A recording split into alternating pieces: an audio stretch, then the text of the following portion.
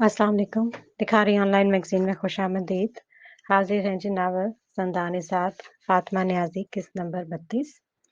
Novel शुरू करने से पहले हमारे चैनल को सब्सक्राइब कर लीजिएगा और बेल आइकन को क्लिक कर लीजिएगा ताकि आपको सारी वीडियोज़ की नोटिफ़िकेशंस मिलती रहें। चलिए स्टार्ट करते हैं। मौसम बला का ज़ालिम बना हुआ था। तेज़ तूफ़ानी हवाएँ, साथ ही बर्फ़बारी का तूफ़ान। आतिशदान की गर्मी तक इस बला की सर्दी को कम करने में नाकाम थी। हाशिर कमरे में लैपटॉप पर झुका कुछ देख रहा था जब स्क्रीन पर एक नोटिफिकेशन नमूदार हुआ। वो एक ईमेल थी। हाशिर ने आंखें सुकेड़ कर देखा, फिर बेख्तियार असाब ढीले पड़े। वो तूबा की ईमेल थी। उसने फौरन ही खोला और स्क्रीन के करीब झुका। मेरे खूबसूरत इंतजार को शराब में बदलने के लिए, मेरे मासूम ख्वाब की ताबीर उजाड़ने के लिए, मेरे पुरखुलूस जज्बों की पारसाई का मजाक बनाने के लिए, मेरे इख्तियार लाशऊरी एहसासात को जानते बूझते, इनको पलते फूलते देखते, इनसे पूरी तरह वाकिफ होते हुए इनकी मासूमियत से खेलने का शुक्रिया। मैंने जिंदगी में जितनी ज्यादा अकीदत और एहतराम आपकी शख्सियत से रखा था, इस पर मुझे पछतावा तो नहीं है, लेकिन एक खलश जरूर है कि काश आप मुझे मेरी जिंदगी में कभी मिले ना होते। लेकिन खैर, अब भी वक्त है। मैं फर्ज कर लूंगी कि कमांडर हाशिर नामी शख्स कभी मेरी जिंदगी से टकराया ही नहीं था। मुझे कभी हाशिर नामी शख्स से मोहब्बत हुई ही नहीं थी। वो सिर्फ एक ख्वाब था और अब मैं जाग गई हूँ। अल्लाह कभी दोबारा आपको मेरे सामने न लाए। इस जुमले को पढ़ते हाशिर का चेहरा सफेद पड़ा और उसने स्क्रीन पीछे की। अल्लाह हाफिज। खुदा आपको अपनी अमान में रखे। आखिरी जुमला पढ़ते ही हाशिर ने लैपटॉप बंद कर दिया और खाली खाली निगाहों से कमरे की चीजों को देखता रहा। इसका दिल थम सा गया था। सांसों की रफ्तार कम थी। क्या हुआ था? इसने कुछ सोचते अपना फोन उठाया, फिर वक्त देखा। रात के 1 बज रहे थे, यानी पाकिस्तान में रात के 3 बज रहे थे। लेकिन ईमेल अभी आई तो यकीनन वो जाग रही थी। उसने तुबा का नंबर मिलाया, नंबर बंद था। हाशिर ने लब भेज दिया और सर सोफे की पुश से टिका दिया। पूरे वजूद में बेचैनी की एक लहर ने जन्म लिया था। जनरल शारजा के एक मारूफ होटल के कमरे में रिहाइश पजीर थी। वो कई दिन से दफ्तर भी नहीं गई थी। वो उठ जाती हुई कैसे शेर की अलहदगी के ऐलान के बाद छुट्टियों पर आ गई थी, ताकि कुछ देर दफ्तरी मालूमात से दूर रहकर हालात का जायजा ले सके और शेर से राब्ता होने तक खुद को इन मामलात से दूर रख सके। लेकिन इसका शेर से राब्ता नहीं हो सका था। वजह जो भी हो, लेकिन उसे अब की बार मामलात इंतहाई हद तक संजीदा और नाकाबिल यकीन लग रहे थे। उसकी सेक्रेटरी ने उसकी तरफ से मुतमईन होकर इसके हिस्से का काम संभाल लिया था और वो खुद फिल वक्त खुद को नजरबंद किए हुए थी। अपने कमरे में मौजूद वो इस वक्त लैपटॉप पर एक आर्टिकल पढ़ रही थी, तभी इसका फोन बजने लगा। स्क्रीन पर एलिया का नंबर था। नाम पढ़कर उसने गहरी सांस ली। वो कभी कभार ही फोन किया करती थी। न जाने क्यों इनका राब्ता वक्त के साथ साथ खत्म हो चुका था। एलिया अब दीगर ममालिक में पाई जाती थी, इस लिहाज से इसकी मसरूफियात मुख्तलिफ थी। जन्नत ने फोन उठाकर कान से लगाया और सलाम किया। कैसी हो एली? बड़े दिनों बाद याद किया। मैं ठीक हूँ। तुम कैसी हो? तुम्हारे वालिद का सुनकर बहुत अफसोस हुआ। कब अचानक किस तरह हालात बदल गए पता ही नहीं चला। मुझे कुछ रोज कब ही मालूम हुआ और मैं यकीन नहीं कर पाई। तुम ठीक हो? सुना है तुम शारजा के ऑफिस में हो और अपने बाबा की सीट संभाल रही हो। क्या ये सब ठीक है? मैंने तो सुना है हेडक्वार्टर में भी कुछ हुआ है, जिसकी वजह से खबरों में एसआर की अलैदगी की खबरें चल रही हैं। क्या ये सच है? तुम आजकल कहाँ हो? क्या शारजा में हो? एली ने एक ही सांस में कई सवाल कर डाले और जन्नत कई लम्हों तक कुछ कह भी न सकी। कुछ लम्हे खामोशी में गुजर गए, फिर जन्नत ने एक गहरी सांस ली और कहा, हाँ अली, मैं ठीक हूँ। हाँ, कुछ अरसे तक तो मैं संभाल रही थी ऑफिस, लेकिन फिलहाल छुट्टियों पर हूँ और हेडक्वार्टर के हवाले से अभी तक तो मैं किसी खबर पर यकीन नहीं कर पाई। I met a monster when I was a child. Jannat ने झटके से गर्दन उठाई। वो शेर की आवाज थी। स्क्रीन पर घंटे से चलती खबरों ने उसकी तवज्जो नहीं की थी, लेकिन ये आवाज तो उसे गहरी से गहरी नींद से जगाने की ताकत रखती थी। मैं तुमसे बाद में बात करती हूँ, उसने कहकर फोन बंद किया और अपनी सारी तवज्जो स्क्रीन पर मरकूज कर दी। He was very impressive. I really got impressed. वो बहुत मुतासिर कुन था। मैं मुतासिर हो गया। उसके चेहरे पर मुस्कुराहट थी। वजीह चेहरे पर एतमाद था। आंखें चमक से भरपूर थी। वो परेशान नहीं लग रहा था। He was powerful yet a devil. I wanted the power too. but not the devil. وہ بہت وہ بہت طاقتور تھا اور ساتھ ہی شیطان بھی. میں بھی طاقتور ہونا چاہتا تھا لیکن شیطان نہیں. He earned the devil. He lived with devil. He worked with devil. But I did not. I just worked with my brain, my power, my honesty, my rules. اس نے شیطان کے ساتھ کمایا، شیطان کے ساتھ رہا، شیطان کے ساتھ کام کیا، لیکن میں نے نہیں. میں نے اپنے دماغ کے ساتھ کام کیا، اپنی طاقت کے ساتھ کیا، اپنی ایمانداری کے ساتھ کیا اور اپنے اصولوں کے ساتھ کیا. But I did not show off because I did not have the time to get the approval from devil. It was not needed for me. I do not fear anyone but Allah. اوپر میں نے ظاہر نہیں کیا، دکھاوا نہیں کیا، کیونکہ مجھے شیطان کی طرف سے اس کی حمایت کی ضرورت نہیں تھی. میں کسی سے نہیں ڈرتا سوائے اللہ کے. اس نے توقف کرتے کرسی کی پشت سے ٹیک لگایا اور مسکرایا. When they discovered this fact, they did not want me anymore. I never harmed him and not gonna ever. And they don't know Golden Fox is nothing about Sher, but SR can understand out alone and still be able to achieve the world. جب انہیں اس بات کا پتا چلا تو وہ اب مجھے اپنے ساتھ نہیں چاہتے. میں نے کبھی انہیں نقصان نہیں پہنچایا، نہ کبھی پہنچاؤں گا. وہ یہ نہیں جانتے گولڈن فاکس شیر کے بغیر کچھ بھی نہیں ہے، لیکن شیر اکیلا بھی کھڑا ہو تو پوری دنیا فتح کر سکتا ہے. اس نے ایک معصوم مسکراہٹ کے ساتھ یہ جملہ مکمل کیا اور مائک پیچھے کھسکایا. جنت یک ٹک اسکرین کو گھور رہی تھی. جانے کیا ہونے والا تھا. سب کچھ غیر یقینی سا تھا. قدیم طرز پر بنا یہ سیاہی مائل محل سیاہی کا ٹھکانہ لگتا تھا. حد نگاہ تک پھیلی ہوئی جھاڑیوں میں گھیرا ہوا احاطہ اور دور دور تک پھیلی پتھریلی روش اور ان کے کنارے لگی اسٹریٹ لائٹ جو ان گہرے اندھیروں کو کم کرنے میں ناکام تھی. ایک عجیب سی وحشت کا عالم تھا. الوؤں کی آوازیں دور دور سے سنائی دے رہی تھی. اسی محل کے کسی طویل حال میں یہودی تاجروں کی محفل سجی تھی جس میں گولڈن فاکس بھی شامل تھا. ایک طرف صوفے پر بیٹھا گہری سوچ میں گم نظر آ رہا تھا. کہاں گئی وہ باتیں؟ کہاں گیا وہ یقین؟ تم نے تو کہا تھا کہ وہ لوٹ کر آئے گا، مصلحت کی بات کرے گا، تم دونوں کی صلح ہو جائے گی. کاروبار کے معاملے میں بہت حساس ہے. یہ ہے اس کی حساسیت، یہ ہے اس کی سنجیدگی. تم سے قبل اس نے ساری دنیا میں یہ اعلان کر دیا ہے. یہ کھلی مخالفت کا اعلان ہے. یہاں تک کہ انہوں نے تمہیں شیطان قرار دیا ہے. اب اور کیا باقی رہ گیا ہے گولڈن؟ چیری بہت غصے میں لگ رہا تھا. اب میں اور انتظار نہیں کروں گا. یہ لڑکا مجھے شروع سے زہر لگتا تھا. مجھے ہمیشہ سے اسی بات کا ڈر تھا اور ایک تم تھے جو اسے ہر راز سے آگاہ کر رہے تھے. لوسیفر نے جلادی انداز اپنایا. اسے اپنانے کا فیصلہ میرا اپنا تھا اور میرے فیصلے کبھی غلط نہیں ہوئے اس بار. پر اس بار گولڈن نے ٹھنڈی آنکھ بھر کر سر صوفے کی پشت سے ٹکا لایا. اور کچھ مت کہو، ہم سب سمجھتے ہیں، ان میں سے ایک نے کہا. وہ مزاج کا کچھ نارمل لگ رہا تھا. اس بار کی پریئر سیریمنی کو تم سنبھالو، باقی اس لڑکی کو ہم سنبھال لیں گے. یوسف نے محتکم انداز اپنایا. گولڈن نے گردن اٹھا کر اس کی جانب دیکھا اور اس کی آنکھوں میں ایک عجیب سا احساس نظر آ رہا تھا جسے کوئی نام دینا مشکل تھا. وہ کچھ بھی نہ بولا اور وہاں سے اٹھ گیا. کیا تم نے سنا گولڈن؟ اس دفعہ ساری ذمہ داری تم پر ہے. اس نے پھر کہا. اب کی بار انداز سخت تھا. ہاں میں نے سن لیا، اب میں چلتا ہوں. گولڈن نے کہا اور اپنا لونگ کوٹ پہنتا ہوا وہاں سے چلا گیا. اس کے پیچھے ایک سنگین سناٹا چھا گیا تھا. ہم روس کی سب سے بڑی ستانگ تنظیم کے مالک ہیں، لیکن اس شخص کی بے وقوفی نے ہمیں سرکس کا جوکر بنا کر رکھ دیا ہے. اور اب وقت آ گیا ہے کہ ہم اس اسلام زادے کی ساری اکڑ نکال کر اسے عبرت کا ایک نشان بنا دیں. لوسیفر نے نفرت انگیز لہجے میں کہا. ہم اسے کسی لائق نہیں چھوڑیں گے. جیری نے مٹھیاں بھینچتے ہوئے کہا. اب پتا کرو اس کا باپ کہاں ہے. اس نے اپنے باپ کو جہاں بھی رکھا ہے اسے وہاں سے ڈھونڈ نکالو. گولڈن کی کمپنی کے اہم افراد کی لسٹ نکالو اور ایسے افراد مجھے لا کر دو جو شیر کے قریب رہ چکے ہیں. ڈینیل کو لے کر آؤ سب سے پہلے، جیری نے کہا.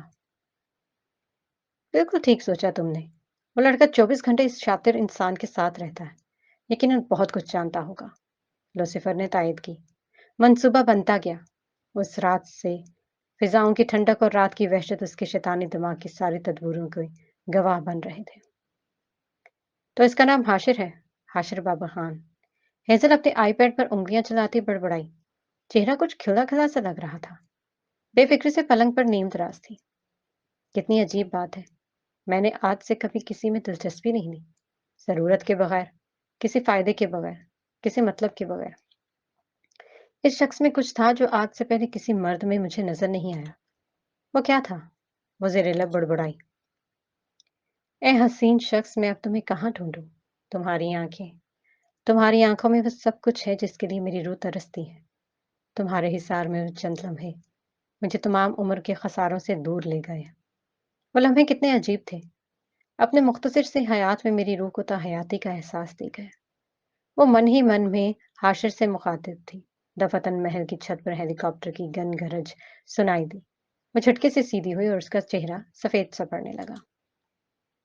Oh my goodness! वो बेख्तियार चीख कर उठी और दौड़ती हुई खिड़की के पास पहुंची। यकीनन वो डैड थे। उसकी रूह कांप उठी।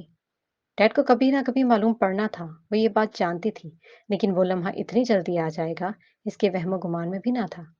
वो तेजी से कमरे की बाहर की तरफ बढ़ गई। कदम राहदारी की जानिब बढ़ने लगे। घबराई हुई तेज तेज चल रही थी। हर बारी में उसने लिफ्ट की बजाय सीढ़ियों की तरफ हड़बड़ी में उसने लिफ्ट की बजाय सीढ़ियों की तरफ अपना रुख किया और भागते हुए सीढ़ियां उतरने लगी। वो जो ही हाल में पहुंची, बाहर से गोल्डन फॉक्स अंदर की जानिब आता दिखाई दिया। आप यहाँ कैसे? इतना अचानक? इतला भी नहीं दी? उसने बाप को देखते कहा। गोल्डन फॉक्स उसे देखते ही वहीं रुक गया और झंबे से बेटी का जायजा लिया। स्याह, बगैर आस्तीनों वाला रेशमी गाउन पहने, बाल बिखरे से लगते थे, चेहरा मेकअप से आरी, पैर जूतों से आजाद। वो खुद को यूं नहीं रखा करती थी। बस यूं ही। तुम्हें क्या हुआ है? ये क्या हालत बना रखी है? मैंने तुम्हें यहाँ पर अच्छा वक्त गुजारने भेजा था। गोल्डन संजीदगी से कहा। हेजल को फौरन ही अपनी हालत का एहसास हुआ। उसने खुद खुद को नॉर्मल रखने की कोशिश करते हुए चेहरे पर मुस्कुराहट सजा ली। मैं ठीक हूँ डैड। यहाँ तो कैमरे और मीडिया नहीं, तो इसलिए आरामदेह होलियों में हूँ। उसने एक भूंडा सा बहाना बनाया, ये जानते हुए भी कि उसका बाप उसे अच्छी तरह जानता है। आप यहाँ कैसे? खैरियत है? उसने डरते डरते सवाल किया। हाँ, कुछ जरूरी सामान यहाँ रखा था मेरा, वही लेने आया हूँ। वो हॉल में सोफे की तरफ बढ़ते हुए बोले। ये सुना था कि हिजर का सांस ही वहीं का वहीं रह गया। वो क्या है ना डैड, दरअसल यहाँ पर वो। हिजर बेरफ्तगी से ये जुमला कहकर खामोश हो गई। गोल्डन फॉक्स ने उलझी हुई निगाह अपनी बेटी पर डाली। इसका रवैया कुछ अजीब था। क्या कहना चाहती हो, खुलकर कहो। उसे बेटी का ये अंदाज हरगिज पसंद नहीं था। तभी रुखाई से बोला। शेर शेर यहाँ आया था डैड। और वो आपका। वो एक पल के लिए रुकी। क्या? सीधी तरह बोलो, क्या कहना चाहती हो? कुछ समझ नहीं आ रहा मुझे। वो तेजी से बोले। वो किताब चुरा कर ले गया है। इसने आंखें बंद करते हुए जल्दी से कहा। उसने मुझे टॉर्चर किया डैड। उसने मुझे मारा पीटा, मेरे साथ जबरदस्ती करने की कोशिश की और बंदूक की नोक पर मुझसे जबरदस्ती वो किताब छीन ली। वो रो पड़ी। गोल्डन फॉक्स की आंखें बेयकीनी से खुली की खुली रह गई। वो बेख्तियार अपनी जगह से उठा और कदम कदम चलता हेजल के करीब आ गया। क्या कह रही हो तुम? कौन सी किताब? गोल्डन की आवाज बेयकीनी से उभरी थी। वो किताब जिस पर सितारा बना है, सब्ज किताब जिसका इस्तेमाल आप लोग कुर्बानी के दिन करते हैं। गोल्डन का हाथ बेख्तियार तैयार उठा और फिजा में एक जोरदार आवाज थप्पड़ की गूंजी। हेजल बेयकीनी की हालत में लड़खड़ाती हुई फर्श पर जा गिरी। वो इस हमले के लिए तैयार नहीं थी। बेवकूफ लड़की, और तुम ये अब मुझे बता रही हो? अगर मैं यहाँ ना आता तो मुझे और कितने दिन तक बेखबर रखना था? तुम्हें अंदाजा भी है वो कितनी कीमती है। तुम मर जाती मगर वो किताब इसे ना देती। गोल्डन फॉक्स हलक के बल चिल्लाया था। हेजल गाल पर हाथ रखे फर्श को घूर रही थी। गोल्डन फॉक्स तेजी से उठा और बाहर की जानिब बढ़ने लगा और देखते ही देखते निगाहों से ओझल हो गया। यकटुक बाप को जाते हुए देखती रही और फिर गाल को सहलाते हुए फर्श से उठी। अपनी स्याह सिल्क गाउन को झाड़ा। चेहरे पर एक अजीब सी मुस्कुराहट फैल गई। कुछ देर पहले लगकर थप्पड़ की सारी तकलीफ हवा हो चुकी थी।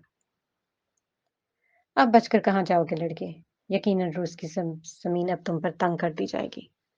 हेजल ऊपर की जानिब कदम बढ़ाते हुए बड़बड़ाई। इसके अंदाज में अजब सी सरमस्ती थी, जिसे किसी लम्हे का सदियों से इंतजार किया हो और वो आन पहुंचा हो। चाल में बेख्तियारी लचक उतर आई थी। जन्नत अपने प्राइवेट स्वीट के टेरेस पर खड़ी खूबसूरत पौधों की भीनी भीनी खुशबू अपने अंदर उतार रही थी। दोनों हाथ रैंकिंग पर रखे, निगाहें शारजा की रौनकों में खोई हुई थी, जबकि ज़हन कहीं दूर देखी अनचाही अनजान उलझनों की डोर में उलझा हुआ था। हवाएं वक्तन फवक्तन इसके ताज़ा कटे बालों की लटों को फिजा में लहरा रही थी। दफतन उसके स्वीट की बेल बजी, मगर गहरे हेलो में होने के बायस वो सुन न सकी।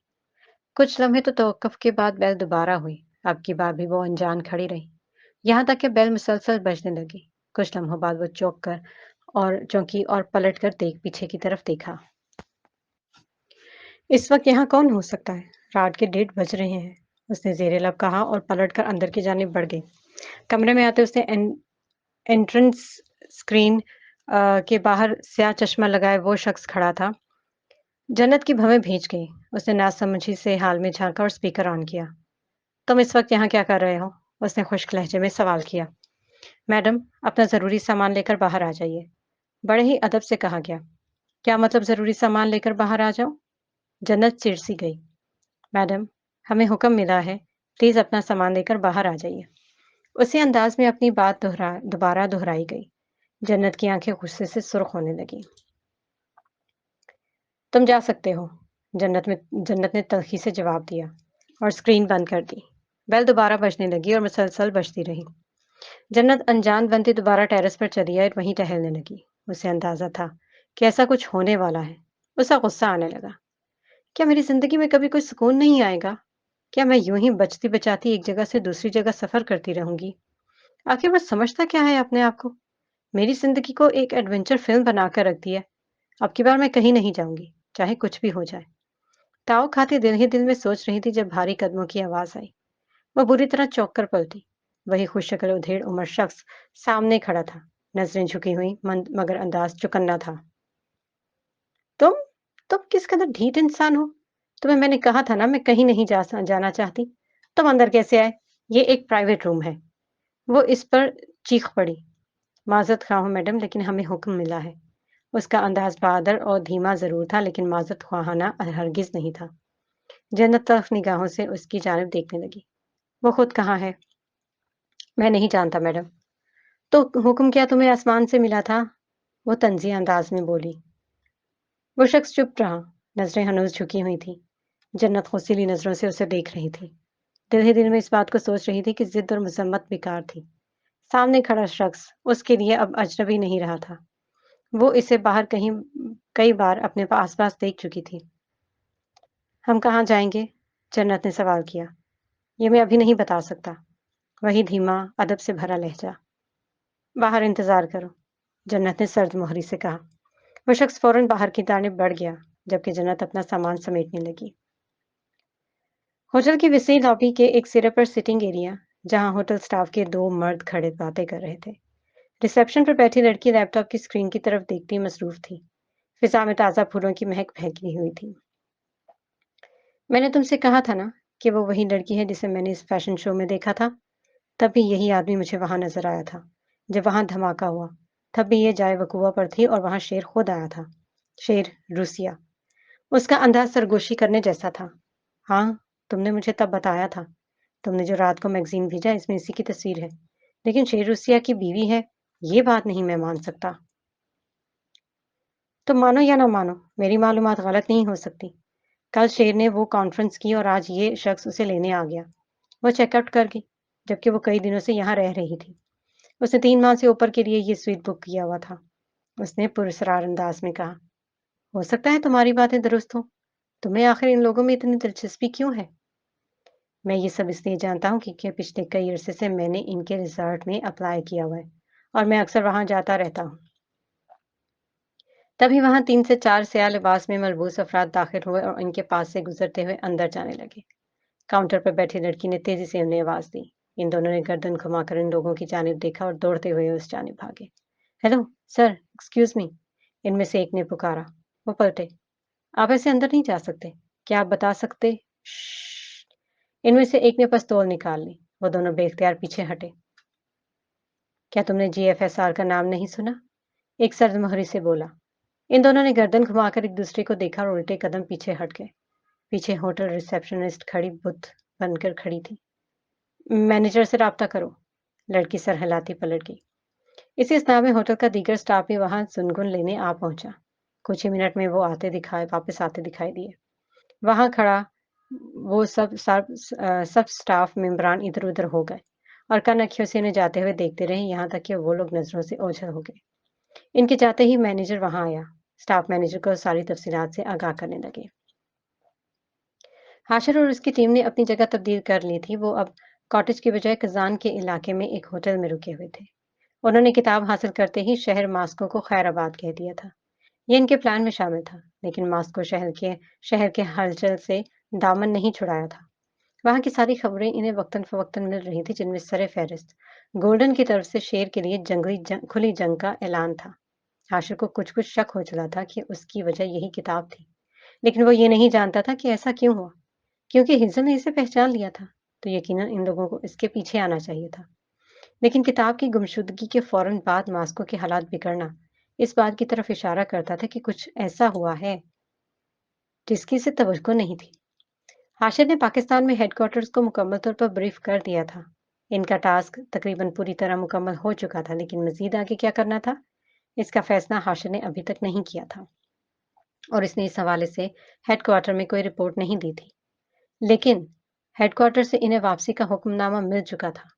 अब यकीनन इनको जल्द से जल्द पाकिस्तान लौटना था, क्योंकि रिपोर्ट में मरकजी मुल्जिम अमश बिन राफे अल्बानी था। हाशिर कमरे में एक जानिब बैठा अपने फोन की स्क्रीन को देख रहा था जब अचानक फोन आने लगा। उसने बगैर कुछ सोचे फोन कान से लगा लिया। मुझे मालूम था तुम राब्ता जरूर करोगे। बाबा को कहाँ लेकर गए थे? उसने सरसरी अंदाज अपनाया था। तुम अपने आवाज से बड़े ही मुतमईन लग रहे हो, यकीनन पाकिस्तान वापस जाने वाले हो। और तुम्हारी आवाज बहुत बेचैन लग रही है, यकीनन सब के सब एक साथ तुम्हारे पीछे लग गए हैं। हाशिर का अंदाज सादा था। तुम फिक्र मत करो, मेरे पीछे लगने वाले सिर्फ मेरे पीछे ही लग सकते हैं, मुझ तक नहीं पहुंच सकते। शेर ने आहिस्तगी से कहा। तुमने जो चुराया है उसके लिए मुझे ढूंढा जा रहा है। यकीनन इस लड़की को तुम पसंद आ गए, वरना वो तुम्हारे बजाय मेरा नाम न लेती। शेर ने हंसते हुए कहा। हाशिर के अब्रू समझने वाले अंदाज में उठे और उसने गहरा सांस लिया। ओह, ये तो बहुत गलत हुआ। ये नहीं होना चाहिए था। अगर तुम चाहो तो मैं तुम्हारी मदद मदद के लिए फोन नहीं किया, सिर्फ इतला देने के लिए किया है। बाबा कल सुबह पाकिस्तान पहुंच रहे हैं। हाशिर की आंखें बेयकीनी से फैली। क्या मतलब है इस बात का? इस बात का और क्या मतलब हो सकता है?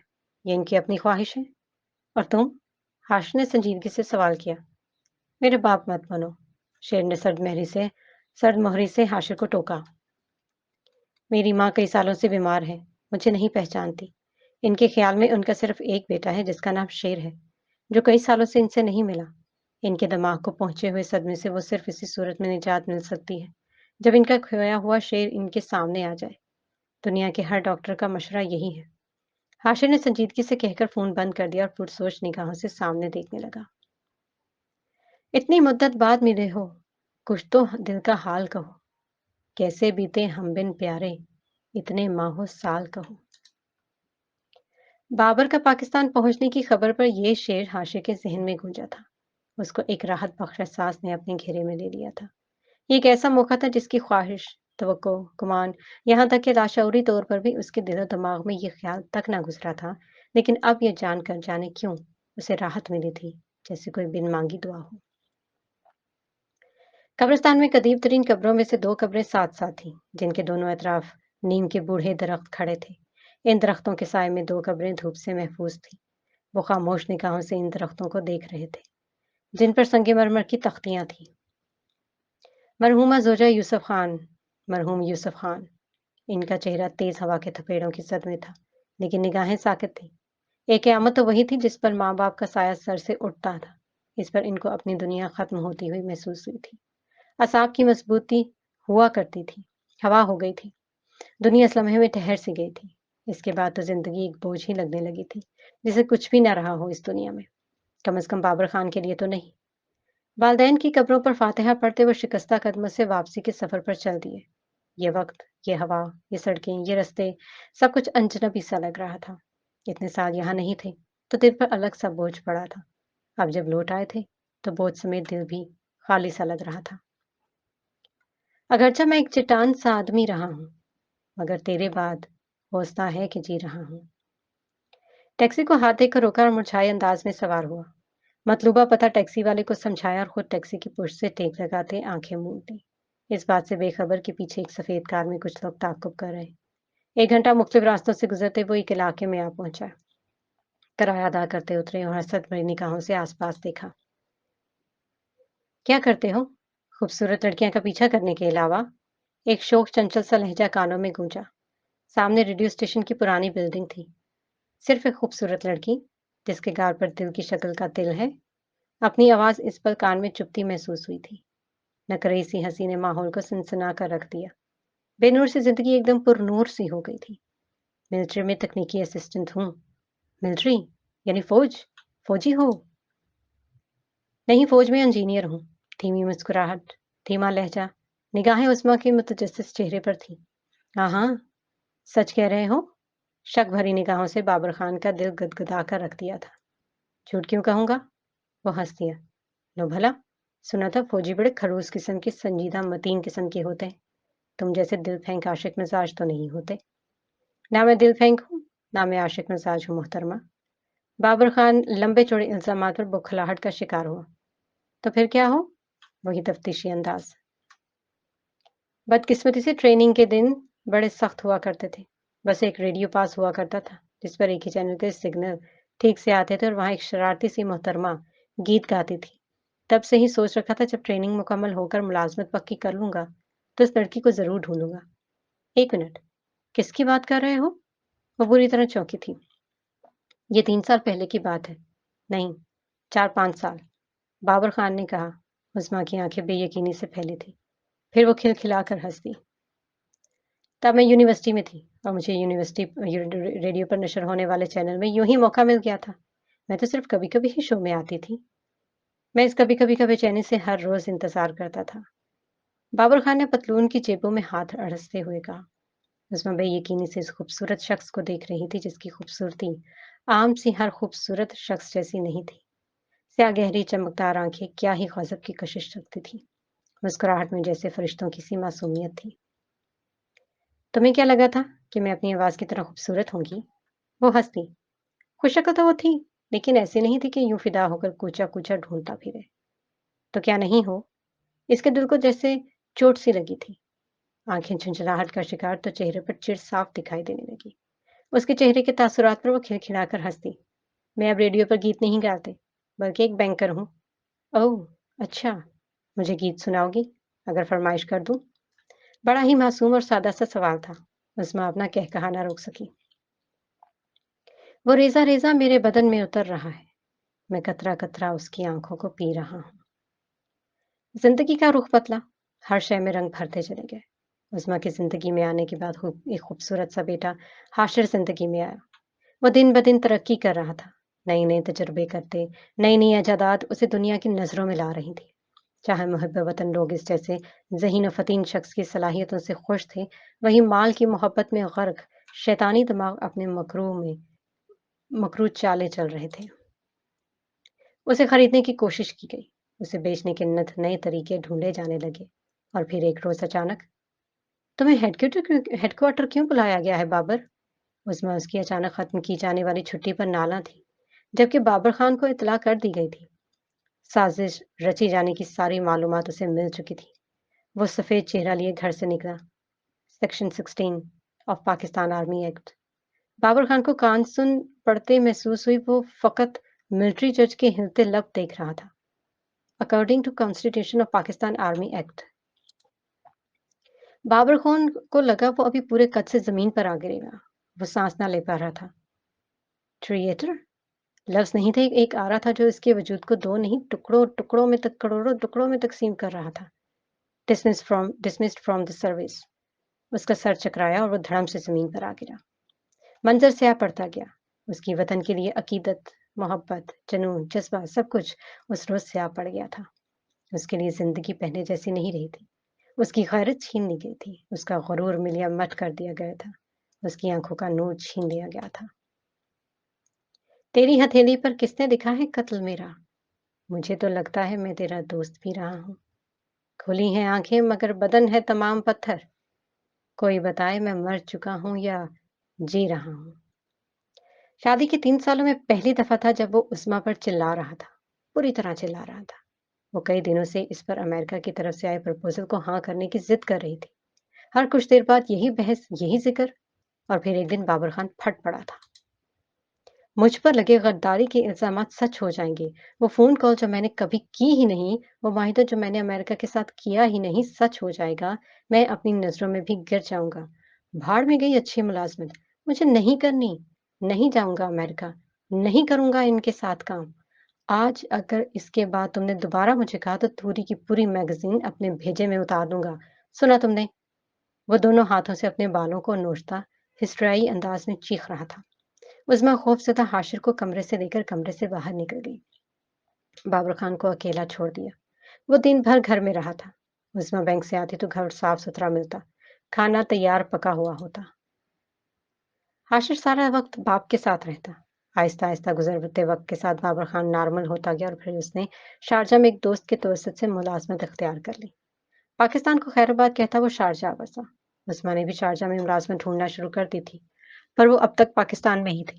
جلد بازی میں وہ نہیں چاہ سکتی تھی کہ پرانی ملازمت چھوٹے اور وہ ایک اچھی ملازمت سے محروم رہ جائے گی۔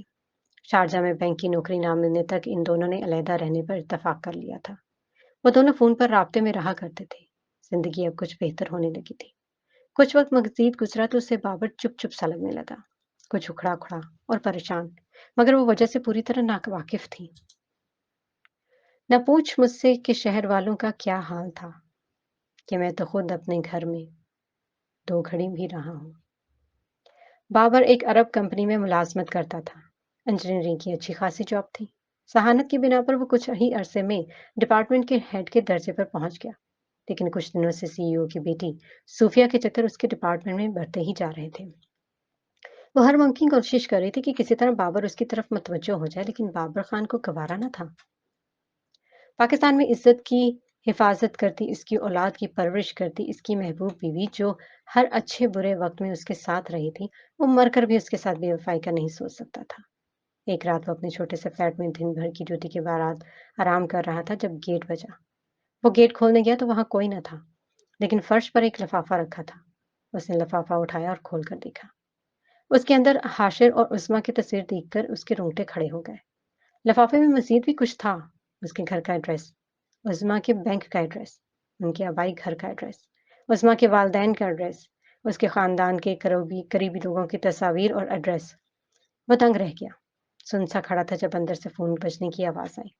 اس نے فون اٹھا کر کان سے لگایا۔ اگر اپنے پیاروں کی پرسکون زندگی میں بے سکونی نہیں چاہتے تو فوراً اس پتے پر آ جاؤ، مجھے تم سے ملاقات کرنی ہے۔ وہ بے اختیار باہر کی طرف گیا۔ انداز میں غصہ اور نفرت تھی۔ آج وہ اس بے حیا عورت کا دماغ ٹھیک کر کے ہی لوٹے گا۔ دل ہی دل میں تہیہ کرتا وہ اس پتے پر پہنچا اور وہاں پہنچتے اسے اپنے جسم سے روح نکلتی محسوس ہوئی۔ سامنے کمپیوٹر کی اسکرین پر اس کے گھر کا منظر تھا، جو کئی اطراف سے گولیوں کے نشانے پر تھا۔ صوفیہ حسین لڑکی تھی، مگر اس پہلو سے وہ دنیا کی بدصورت ترین عورت محسوس ہوئی۔ انتہائی مختصر لباس میں بےہودہ انداز اپنائے، پلنگ پر نیم دراز، بابر براہ راست اس کی طرف دیکھ بھی نہ پا رہا تھا۔ تمہیں پتہ ہے، آج تک مجھے کبھی کسی نے انکار نہیں کیا۔ میں نے جس شے کی طرف اشارہ کیا وہ شے میرے قدموں میں لا کر رکھ دی گئی۔ تم پہلے انسان ہو جس نے مجھے انتہائی قدم اٹھانے پر مجبور کیا۔ جانتے ہو کیوں؟ کیونکہ جب کوئی چیز میرے دل کو بھا جائے، میں اسے حاصل کیے بغیر سکون نہیں دے پاتی۔ کیا چاہتی ہو تم؟ بابر بے بسی سے چیخ اٹھا۔ صرف آج کی رات، اس کے بعد کبھی تمہارے سامنے نہیں آؤں گی۔ کیا تمہارا دماغ خراب ہے؟ میں کوئی کھلونا ہوں؟ وہ نفرت سے بولا۔ ہاں، دماغ ہی تو خراب ہو گیا ہے تمہیں دیکھنے کے بعد، وہ بے باک انداز میں بولی۔ تم جیسی بے حیا عورت میں نے اپنی زندگی میں نہیں دیکھی، وہ سخت لہجے میں بولا، لیکن وہ بے نیازی سے وارفتگی بھری نظروں سے اسے دیکھتی ہوئی مسکراتی رہی۔ اگر تم اپنی بیوی اور بچے کی سلامتی چاہتے ہو تو چپ چاپ خود کو میرے حوالے کر دو اور یہ ڈرامے بند کرو۔ میں اچھی طرح جانتی ہوں کہ مجھے دیکھ کر تمہارا اپنا بھی دل بے ایمان ہو رہا ہے۔ تم جیسی عورت پر تھوکنا بھی پسند نہ کروں۔ بابر تیزی سے بولا۔ اس کی بات سن کر صوفیہ کا چہرہ گریز و غضب کی عملی مثال بن گیا۔ اس نے جھٹکے سے شراب کا گلاس اٹھا کر بابر خان کو دے مارا۔ بابر اس حملے کے لیے تیار نہیں تھا۔ بھاری گلاس سر پر لگتے ہی وہ وہیں پر ڈھیر ہو گیا۔ ایک پل کے لیے صوفیہ بھی گھبرا گئی، لیکن پھر اپنی جگہ سے اٹھی اور اس کی طرف بڑھی۔ اس کے سر سے خون نکل رہا تھا۔ لیکن اتنا نہیں کہ اس کی جان کو خطرہ لاحق ہو۔ صوفیہ کی نگاہیں اس کی بند ہوتی آنکھوں کی بند ہوتی آنکھوں سے اس کے چہرے پر آ ٹھہری۔ وہ اپنی جگہ سے اٹھی اور اس میں اب رکھی شراب کی بوتل کو اٹھایا اور ان کی لاش میں شراب بھرنے لگی اور گلاس میں شراب بھرنے لگی۔ پھر وہیں پر رکھی نشے کی گولیاں اس نے شراب میں گھول دی۔ چہرے پر عجیب سی مسکراہٹ تھی۔ کہاں ملے گی مثال میری ستم گری کی کہ میں گلابوں کے زخم کانٹوں سے سی رہا ہوں۔ وہ اس خوبصورت کوٹھی کے باہر اس طرح کھڑے تھے جیسے کوئی جواری جوئے میں اپنا سب کچھ ہار کے خالی ہاتھ لوٹا ہو۔ ان کی ٹانگیں کانپ رہی تھیں، آنکھیں نم تھی، دل تھا کہ ڈوبتا جا رہا تھا۔ میں یہاں کھڑے 10 سے 15 منٹ انہیں یہاں کھڑے ہو چکے تھے جب اندر سے باوردی گارڈ باہر آیا۔ جی فرمائیے، آپ کو کس سے ملنا ہے؟ عظمیٰ خان یہیں رہتی ہیں؟ وہ بمشکل ہی بول پائے تھے۔ خود بھی نہ جانتے تھے کہ یہاں کیوں آئے تھے، کیا سوچ کر، کس چاہ میں آئے تھے، لیکن جانے کیوں وہ اپنے قدموں کو یہاں لانے سے روک نہیں پائے تھے۔ ایسا بھی نہیں تھا کہ وہ چہرہ ان گزرے سالوں میں بھلا دیے تھے، ایسا بھی نہیں تھا کہ اختلافات، لڑائیوں کی زد میں ان کی محبت مر گئی تھی، ایسا بھی نہیں تھا کہ انہوں نے اپنے اتنے سالوں میں ان سے رابطہ کرنے کی کوشش کی ہو۔ بس ایک رشتہ تھا، ایک احساس تھا جو مکمل طور پر کبھی بھی ختم نہ ہو سکا تھا۔ کچھ باتیں تھیں جو آج تک منوان یاد تھیں۔ جی وہ یہیں رہتی ہیں۔ آپ کون؟ میں بابر خان ہوں، ان کا شوہر۔ یہ لفظ کہتے انہیں خود سے شرم محسوس ہوئی تھی۔ یہ سنتے ہی سامنے کھڑا نوجوان حیرت زدہ رہ گیا تھا۔ میں مل سکتا ہوں؟ جی آ جائیں، اس نے بڑے ہی ادب سے کہا تھا، انداز میں بلا کی عقیدت ظاہر تھی۔ میں سکندر ہوں، سکندر بخت عالم۔ گارڈ نے جلدی سے اپنا تعارف کرواتے گیٹ کھولا۔ بابر ایک لمحے کو چونکے اور پھر اس کا چہرہ بغور دیکھا۔ آہستگی سے مسکرائے اور اس کا شانہ تھپتھپایا۔ بڑا ہی جگرا تھا بخت عالم، تمہارا چہرہ اس سے نہیں ملتا، لیکن آواز سن کر سماعت میں مانوس سا احساس ضرور جاگا تھا۔ بابر خان کہتے ہوئے آگے بڑھتے گئے۔ وہ ہمیشہ آپ کی تعریف کرتے تھے، اکثر آپ کا نام لیا کرتے تھے، وہ اپنائیت سے بولا۔ بابر خان نے ہلکی سی مسکراہٹ اس کی طرف اچھالی۔ اللہ اس کے درجات بلند کرے، وہ نرمی سے بولے۔ آمین۔ تمہیں یہاں کس نے تعینات کیا ہے؟ ایک مشن میں میری ایک آنکھ ضائع ہو گئی تھی۔ بابر ایک دم رکے اور اس کی آنکھوں کی طرف دیکھا۔ ایک مصنوعی تھی جو فقط غور کرنے پر ہی محسوس ہو رہی تھی۔ پھر کمانڈر ہاشر نے میری سفارش کر کے مجھے یہاں بھیج دیا۔ خدا سلامت رکھے، بابر خان نے نرمی سے کہا اور اندر کی جانب بڑھتے گئے۔ پیچھے گارڈ کھڑا انہیں دیکھتا رہا۔ بابر خان اندر داخل ہوئے تو ایک سرد سی لہر ان کے پورے وجود میں دوڑ گئی۔ سامنے ہی وہ موجود تھی۔ ایک لمحے کے لیے وہ رک سی گئی۔ ہر چیز اپنی جگہ ٹھہر گئی، یہاں تک کہ بابر خان کی دھڑکنیں بھی۔ پتہ نہیں کیوں سانس تک نہ لے پائے، یکٹک انہیں دیکھتے رہے۔ اس میں پلکیں چھپکا چھپکا کر ان کی طرف دیکھ رہی تھیں، جیسے پہچاننے کی کوشش کر رہی ہوں۔ بابر نے ان کی آنکھوں میں اجنبیت دیکھی تو کٹ کر رہ گئے۔ یہ لمحہ بہت مشکل سا تھا، جان کنی کا عالم ہو جیسے، اور پھر وہ پلکیں نہ جھپکا سکیں۔ ملا تو بیتے دنوں کا سچ اس کی آنکھ میں تھا، وہ آشنا جس سے مدتوں اجنبی رہا ہوں۔ بابر خان قدم آہستہ آگے بڑھاتے رہے۔ بابر، معصومیت بھرے انداز میں پکارتے جیسے تائید چاہی ہو۔ وہ عین سامنے آ کر رکائے۔ عظمیٰ سر اٹھا کر دیکھتی رہی۔ بابر کو اپنی آنکھیں نم محسوس ہوئی۔ اسے چھوڑ کے جانے کے بعد پھر کبھی کسی دوسری عورت میں وہ احساس، وہ پناہ ڈھونڈنے کی کوشش نہیں کی تھی، لیکن ٹھہرے تو کچھ ادا ہی تھے۔ سالوں کی ہجرت، دہائیوں کی دوری نے چہرے کا ایک ایک نقش بدل سا دیا تھا۔ تم تو بابر ہو نا؟ پھر شہری کہاں ہے؟ وہ نہیں آیا؟ کہاں ہے شیر؟ وہی سوال جو ہر ایک سے کرتی تھی۔ سفید بالوں کو بڑے سلیقے سے باندھا گیا تھا، کانوں میں وہی بالیاں تھا جو اس سے پہلے دفعہ اس کے کانوں میں دیکھی تھی اس نے۔ وقت نے اسے بہت جلد بوڑھا کر دیا تھا۔ بابر خان کا ہاتھ اس کے سر پر جا ٹھہرا، بہت ہی نرمی سے ان کے بال سہلائے تھے۔ ان گزرے ماہ و سال میں جس ایک جگہ وہ خود کو معاف نہیں کر پائے تھے، وہ جگہ یہی تھی۔ عظمیٰ کا انتظار، اس کی قربانی، اس کا دکھ، بیٹی کی محبت میں اپنی محبوب بیوی کو چھوڑ گئے تھے۔ اسے یقین نہیں آ رہا تھا تو اس میں قصوروار وہ بھی نہیں تھی۔ کمانے جانے والا مرد لوٹے تو ہاتھ میں اولاد ہو، اولاد بھی جو بیوی نے جنی ہی نہیں تھی۔ وہ کیسے یقین کرتے کہ بابر خان بے وفا نہیں تھا، مظلوم تھا؟ تم مر جانے دیتے مجھے اور میرے بچے کو؟ ایک آواز نے سماعت پر ہتھوڑا برسایا۔ میں خود مر جاتی اپنا جسم کسی غیر کے حوالے کرتے ہوئے۔ میں ہوش میں نہیں تھا۔ بابر خان کو اپنی بے بس آواز سنائی دی۔ میں سوچتا ہوں عظمیٰ سب کچھ کتنا مختلف ہوتا اگر تو مجھ پر یقین کر لیتی۔ یقین نہ بھی کرتی تو معاف کر دیتی۔ معاف نہ بھی کرتی تو میرے بچے کو اپنا لیتی۔ اپناتی بھی نہ، کم از کم اسے پیار سے رکھتی۔ وہ بھلے ہی تمہاری کوکھ سے نہ تھا مگر تھا تو میرا خون۔ میں اسے کیسے چھوڑ سکتا تھا؟ وہ اکثر خود سے کہتے تھے لیکن ابھی زبان کنگ تھی۔ وقت تو بہت آگے چلا گیا تھا۔ وہ احساس، وہ گمنامی، وہ دن، وہ دکھ، سب گزر ہی تو گیا تھا۔ اب جو سامنے تھا وہ بالکل مختلف تھا۔ وہ اسے پہچان تو رہی تھی مگر وہ نظریں عظمیٰ کی نہیں تھی۔ وہ احساس نہیں تھا ان کے درمیان جس کی شروعات آج سے کئی سالوں پہلے ہوئی تھی۔ لیکن ابھی وہ سامنے تھی تو واپسی کے ارادے کی کسی ریت کی دیوار ثابت ہوئے تھے۔ اب کہاں جانا ہے؟ بھلا دے مجھ کو کہ بے وفائی بجا ہے لیکن گواہ نہ مجھ کو کہ میں تیری زندگی رہا ہوں۔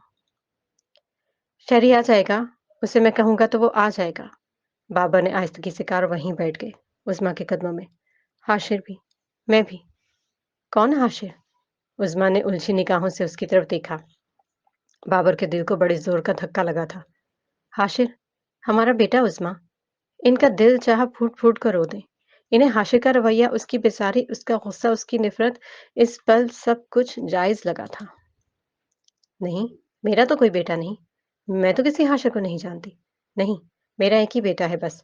ایک ہی بیٹا ہے شیر، شیری، شیر، شیرم، شیرم۔ وہ ہسٹرائی انداز میں چیخنے لگی۔ بابر یکدم بوکھلائے۔ ٹھیک ہے، پرسکون رہو۔ ارے کیا ہوا؟